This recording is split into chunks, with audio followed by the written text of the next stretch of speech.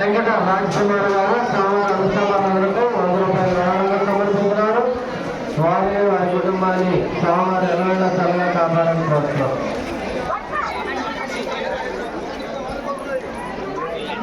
తప్పకుండా రాస్తారు బ్రహ్మం గారు ఎక్కడ బయట దగ్గర రావాలండి.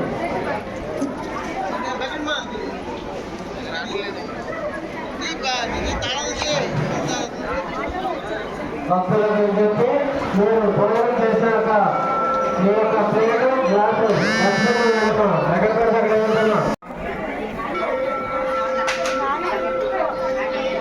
ఎన్ శ్రీధర్ గారు స్వామివారి అనుసంధానాలకు 200 రూపాయలు విరాళంగా సమర్పించినారు.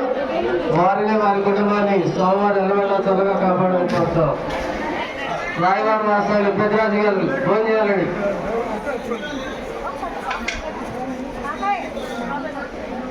కొంచెం అటు వస్తాను వడ్డీ జ్యోతి బస్ గారు స్వామివారి అనుసంధానాలకు 300 రూపాయలు విరాళంగా సమర్పించినారు. వారిని వారి కుటుంబాన్ని స్వామివారి ఎలవేళ చల్లగా కాపాడాలని కోరుతున్నాం. కట్ట అమృతరావు గారు స్వామివారి అనుసంధానాలకు 200 రూపాయలు విరాళంగా సమర్పించినారు. వారిని వారి కుటుంబాన్ని స్వామివారి ఎలవేళ చల్లగా కాపాడాలని కోరుతున్నాము. కొమ్మల్లి లోకేష్ గారు స్వామివారికి 50 రూపాయలు విరాళంగా సమర్పించినారు. వారిని వారి కుటుంబాన్ని స్వామివారి చల్లగా కాపాడాలని 100 రూపాయలు విరాళంగా సమర్పించినారు. వారిని వారి కుటుంబాన్ని స్వామివారి ఎలవేళ చల్లగా కాపాడాలని కోరుతున్నాం.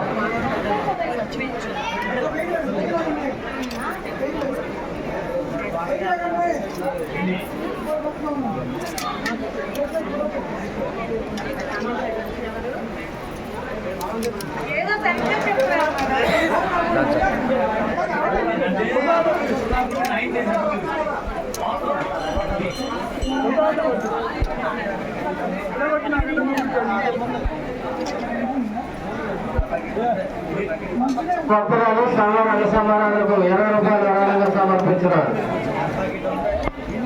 వచ్చేయండి, ఇటు వచ్చేయమ్మా రండి. భక్తులు స్వామివారి అనుసంధానాలకు 100 రూపాయలు విరాళంగా సమర్పించినాడు. వారిని వారి కుటుంబాన్ని స్వామివారి ఎలవేళ చల్లగా కాపాడాలని కోరుతున్నాం.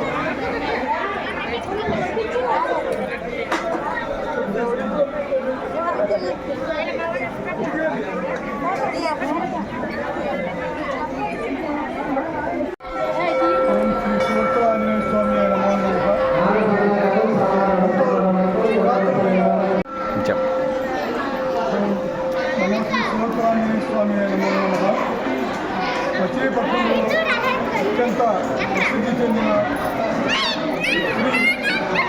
శ్రీ స్వామివారి దేవస్థానం 16వ శతాబ్దంలో సమర్థ రామదాసు గురువరులచే ఈ దేవస్థానం స్థాపించబడి నిరంతరాభివృద్ధి చెంది భక్తులు కోరిన కోరికలు తీరుస్తూ ఈ స్వామివారి పరిగ్రహం భక్తులకి పరిపూర్ణంగా ఇస్తున్న దేవాలయంగా ప్రసిద్ధిగాంచినది.